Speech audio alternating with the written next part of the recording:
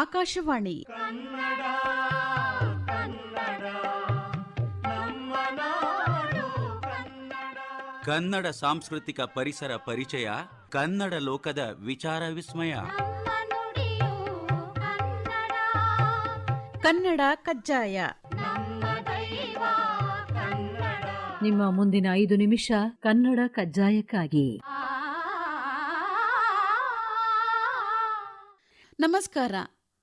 ಮಾವಿನ ಹಣ್ಣು, ಮಾವಿನ ಮರ, ಮಾವಿನ ತೋಪು, ವಸಂತ ಮತ್ತು ಮಾವಿನ ಚಿಗುರು, ಕೋಗಿಲೆಯ ಕೂಗು, ಮಾಮರದ ತಂಪು ಇವೆಲ್ಲದರ ಅನುಭವ ನಮಗೆ ಬಾಲ್ಯದಿಂದ ಆರಂಭ ಆಗುತ್ತಾ ಹೋಗುತ್ತೆ.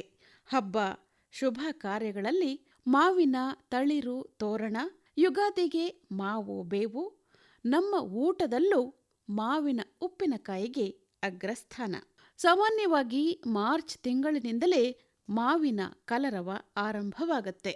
ಹೂವು, ಹೀಚು, ನಂತರದ ಸಣ್ಣ ಸಣ್ಣ ಮಾವಿನ ಕಾಯಿಗಳನ್ನು ನಾವು ನಮ್ಮ ಅಡುಗೆಯಲ್ಲಿ ಬಳಸ್ತೇವೆ. ಗೊಜ್ಜು, ಚಿತ್ರಾನ್ನ, ಚಟ್ನಿ ಅಂತ ಶುರುವಾದರೆ ಬರುವ ಜೂನ್ ಜುಲೈವರೆಗೂ ಮಾವಿನ ಹಣ್ಣಿನ ಘಮ ಘಮ ನಮ್ಮನ್ನು ಆವರಿಸುತ್ತೆ. ಕೆಲವರಂತೂ ವರ್ಷಕ್ಕೆ ಒಂದೇ ಸಲ ಬರೋದು ಅಂತ ಹಣ್ಣಿನ ರಸವನ್ನು ಶೇಖರಿಸಿಟ್ಕೊಂಡು ವರ್ಷವೆಲ್ಲ ಬಳಸುವ ಪದ್ಧತಿಯನ್ನು ಕಂಡುಹಿಡ್ಕೊಂಡಿದ್ದಾರೆ. ಹಣ್ಣುಗಳ ರಾಜ ಮಾವು ಕರ್ನಾಟಕದ ಪ್ರಮುಖ ತೋಟಗಾರಿಕಾ ಬೆಳೆಗಳಲ್ಲಿ ಒಂದಾಗಿದೆ. ನಮ್ಮ ಕೋಲಾರದ ಶ್ರೀನಿವಾಸಪುರವನ್ನ ಮಾವಿನ ನಗರಿ ಎನ್ನುತ್ತಾರೆ. ಇಲ್ಲಿಂದಲೇ ದೇಶದ ಅನೇಕ ರಾಜ್ಯಗಳಿಗೆ ಮಾತ್ರವಲ್ಲ ವಿದೇಶಗಳಿಗೂ ಕೂಡ ಮಾವು ಸರಬರಾಜಾಗುತ್ತದೆ.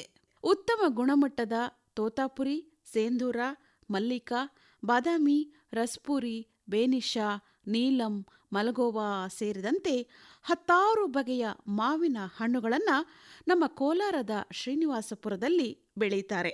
ಹಾಲುಗಲ್ಲದ ಮಕ್ಕಳಿಂದ ವಯೋವೃದ್ಧರವರೆಗೆ ಎಲ್ಲರ ಬಾಯಲ್ಲಿ ನೀರು ತರಿಸುತ್ತೆ ಮಾವಿನ ಹಣ್ಣು. ಮಾವಿನ ಋತುವಿನಲ್ಲಿ ಎಲ್ಲ ಪ್ರದೇಶದ ವ್ಯಾಪಾರಿಗಳು ಇಲ್ಲಿಗೆ ಬಂದು ಮಾವನ್ನ ಕೊಳ್ಳಲು ಮುಗಿಬೀಳ್ತಾರೆ. ತೋತಾಪುರಿ ಮಾವು ಶರಬತ್ತು ಮತ್ತು ತಿರುಳಿಗೆ ಹೆಚ್ಚು ಬಳಕೆಯಾಗುತ್ತೆ. ಹಾಗೆ ಮಾವಿನ ಉತ್ಪನ್ನಗಳ ತಯಾರಿಕಾ ಕಂಪನಿಗಳು ಕೋಲಾರದ ಶ್ರೀನಿವಾಸಪುರಕ್ಕೆ ಲಗ್ಗೆ ಇಟ್ಟು ಮಾವನ್ನ ಹೊತ್ತೊಯ್ತಾರೆ. ಈ ಮಾವಿನ ಹಣ್ಣು ಶ್ರೀಲಂಕಾದಿಂದ ಭಾರತಕ್ಕೆ ಹನುಮಂತನ ಮೂಲಕ ಬಂತು ಅನ್ನುವ ಒಂದು ಉಲ್ಲೇಖವಿದೆ. ರಾವಣ ಸೀತೆಯನ್ನ ಅಪಹರಿಸಿ ಲಂಕೆಗೆ ಕರೆದುಕೊಂಡು ಹೋಗ್ತಾನೆ. ಆಗ ಸೀತಾದೇವಿಯನ್ನ ಪುನಃ ಕರೆತರಲು ಶ್ರೀರಾಮ ಆಂಜನೇಯನನ್ನ ಲಂಕೆಗೆ ಕಳುಹಿಸ್ತಾನೆ. ಸಮುದ್ರದಾಚೆಗಿನ ಲಂಕೆಯನ್ನ ತಲುಪಿದ ಹನುಮಂತನಿಗೆ ಅಶೋಕವನದಲ್ಲಿ ಸೀತೆಯನ್ನ ಇಟ್ಟಿರುವುದು ತಿಳಿದು ಅಲ್ಲಿಗೆ ಹೋಗ್ತಾನೆ.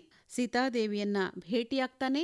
ಅಶೋಕವನದಲ್ಲಿದ್ದ ವಿವಿಧ ರೀತಿಯ ಹಣ್ಣುಗಳನ್ನ ನೋಡಿ ಹಸಿವಾಗಿದ್ದ ಕಾರಣ ಹಣ್ಣುಗಳನ್ನ ಕಿತ್ತು ತಿಂತಾನೆ. ಅದರಲ್ಲಿ ಅವನಿಗೆ ಮಾವಿನ ಹಣ್ಣು ಬಲು ರುಚಿಯಾಗಿರುತ್ತೆ.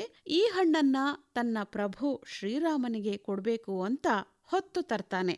ಸೀತೆಯ ಬಗ್ಗೆ ತಿಳಿಸಿ ಹಣ್ಣನ್ನ ನೀಡಿದಾಗ ರಾಮ ಲಕ್ಷ್ಮಣರು ಮಾವಿನ ಹಣ್ಣನ್ನ ಸಂತೋಷದಿಂದ ಸ್ವೀಕರಿಸ್ತಾರೆ. ಅದರ ಬೀಜದಿಂದ ನಮ್ಮ ದೇಶದಲ್ಲಿ ಮಾವಿನ ಮರಗಳ ಅಭಿವೃದ್ಧಿ ಆಯಿತು ಅನ್ನುವ ಮಾತಿದೆ. ಮಾವಿನ ಎಲೆ, ಹೂವು, ತೊಗಟೆ, ಬೀಜಗಳಲ್ಲಿ ಔಷಧೀಯ ಗುಣಗಳಿವೆ. ಹಾಗಾಗಿ ಇದನ್ನ ಆಯುರ್ವೇದದಲ್ಲೂ ಬಳಸಲಾಗ್ತಾ ಇದೆ. ಮಾವಿನ ಹಣ್ಣಿನಲ್ಲಿ ವಿಟಮಿನ್ ಸಿ ಅಧಿಕವಾಗಿದೆ.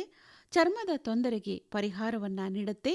ನಾರಿನಂಶ ಹೇರಳವಾಗಿರೋದ್ರಿಂದ ಮಲಬದ್ಧತೆಯ ನಿವಾರಕ, ತೂಕ ನಿಯಂತ್ರಕ ಹಾಗೆ ಜ್ಞಾಪಕ ಶಕ್ತಿಯನ್ನ ಹೆಚ್ಚಿಸುವ ಅಂಶಗಳು ಇದರಲ್ಲಿವೆ.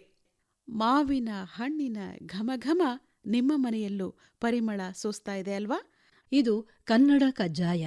ಕನ್ನಡದ, ಕರ್ನಾಟಕದ ಇಂತಹ ವಿಚಾರದೊಂದಿಗೆ ಮತ್ತೆ ಭೇಟಿಯಾಗೋಣ. ನಮಸ್ಕಾರ. ಭಾರತ ಜನನಿಯ ತನುಜಾತೆ, ಜಯ ಹೇ ಕರ್ನಾಟಕ ಮಾತೆ. ಕನ್ನಡ ಕಜ್ಜಾಯ ಕೇಳಿದಿರಿ. ತನ್ನ ತನದನಿತನು ನಿವೇದಿಸಲು ತನ್ನಿ. ನಿರೂಪಣಾ ಸಾಹಿತ್ಯ, ನಿರೂಪಣೆ ಚಂದು, ಪರಿಕಲ್ಪನೆ ಬಿಕೆ ಸುಮತಿ, ನಿರ್ವಹಣೆ ಕನ್ಸೆಪ್ಟಾ ಫರ್ನಾಂಡಿಸ್. ಇದು ಬೆಂಗಳೂರು ಆಕಾಶವಾಣಿ ಸಮರ್ಪಣೆ.